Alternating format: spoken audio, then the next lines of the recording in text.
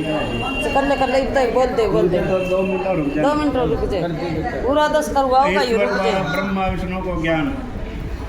श्री नंदकेश्वर बोले, हे संत कुमार, अब ब्रह्मा विष्णु हाथ जोड़े हुए शिव जी के बगल में जा बैठे।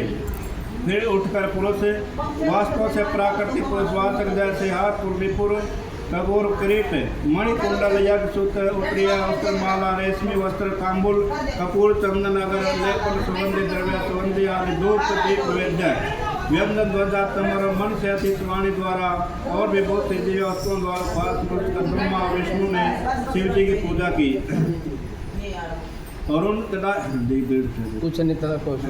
शिव जी ने उन पर चढ़ाई हुई वस्त्रों को उठाकर स्वयं सब में वितरित कर दिया। परंपरा की रक्षा की। पुनः ब्रह्मा विष्णु से पूजित शिव जी प्रसन्न हो उनसे बोले, हे वत्स, ऐसे मान दिन में तुम्हारी पूजा से मैं संतुष्ट हुआ।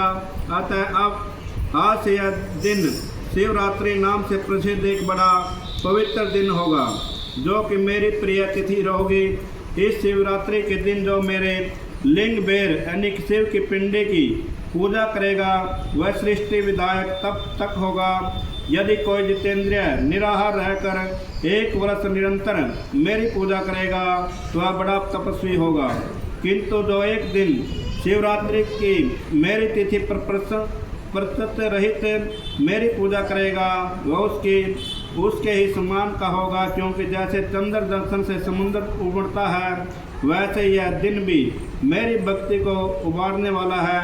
मेरा स्तंभ जो पहले प्रकट हुआ लिंग रूप है और आर्द्रा नक्षत्र है।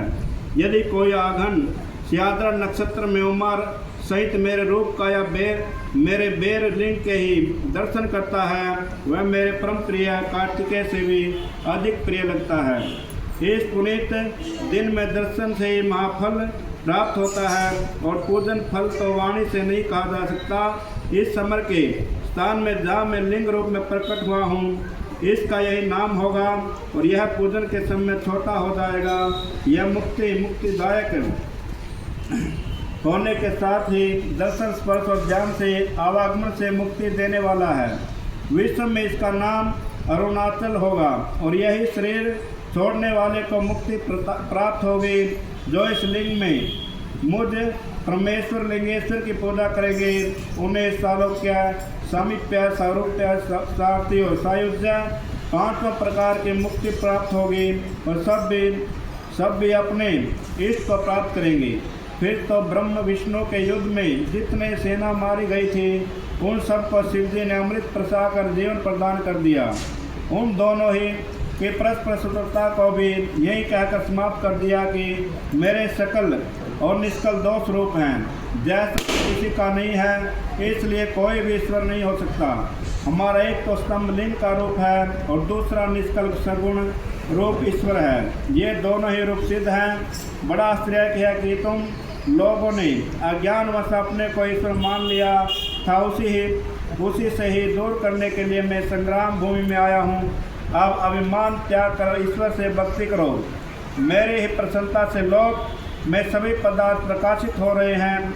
मैं ही ब्रह्म हूँ और मैं ही यह सब कलाएँ हैं जो निष्कल रूप में दृढ़गोचर हो रही हैं। मुझे गुरुदेव के वाक्य की सर्वदा तुम्हारे लिए प्रमाण है। तुम्हारी प्रीति देख कर ही मैंने ऐसा कहा है। मैं सगुण निर्गुण दोनों हूँ।